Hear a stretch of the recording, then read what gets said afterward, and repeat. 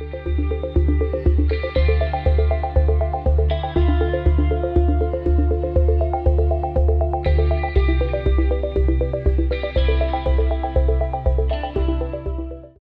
is Ilya with Worn & Wound, and today we're going to take a look at the Gen 3 Paradive from Mark II.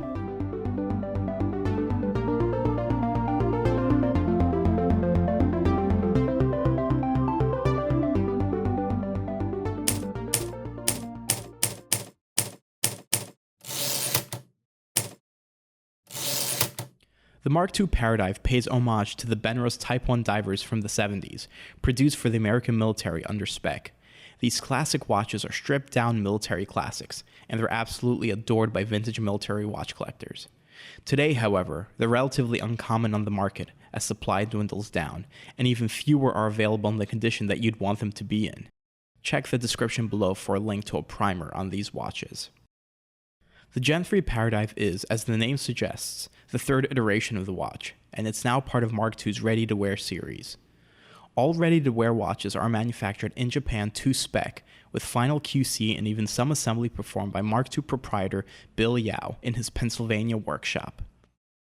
The case of the Paradive measures 44.5 millimeters wide, with a bezel diameter of 41.25 millimeters, a thickness of 15.54 millimeters, and a lug-to-lug length of 49.5 millimeters.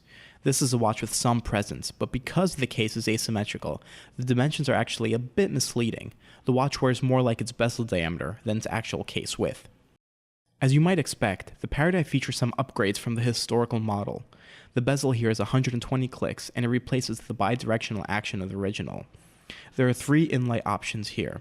There's an anodized aluminum 12-hour GMT inlay, an anodized aluminum dive inlay, and an acrylic 12-hour GMT inlay.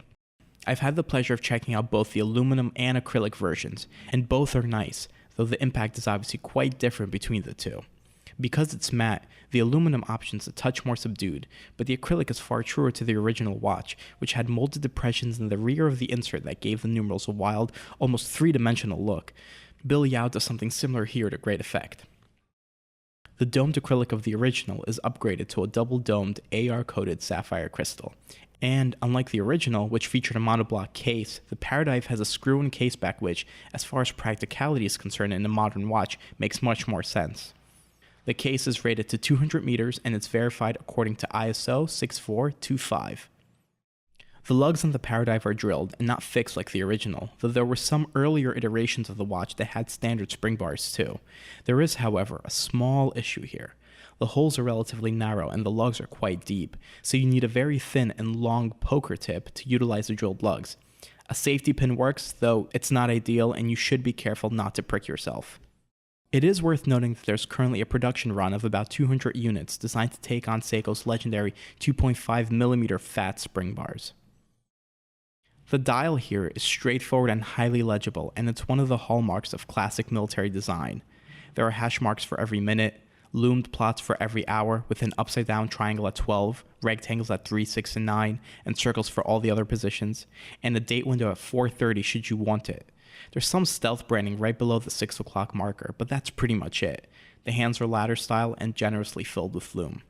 The watch has excellent nighttime legibility, and the version with the acrylic inlay is especially beautiful lit up. The movement powering the watch is Seiko's automatic NE15 caliber. It's a no-frills workhorse movement utilized by many micro brands, and it features a quick set date, hack setting, and manual winding. It is timed and adjusted to 3 positions, and the samples reviewed here ran within several seconds a day.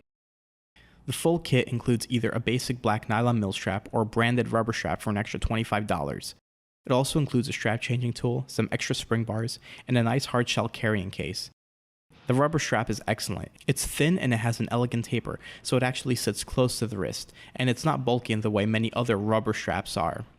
My personal preference is to put this watch on nylon. I've pretty much kept the Paradive on our adapt strap since we've gotten the watches in for review. All in all, the Gen 3 Paradive from Mark II's ready-to-wear series is a winner, and it's an excellent follow-up to the already successful Hawkinge range. At retail, the Paradive is extremely fair at $895, considering the excellent build, specs, and the in-house finishing and QC. If you've been pining for a Benrose Type 1 diver that you can actually use, then you should certainly check these out.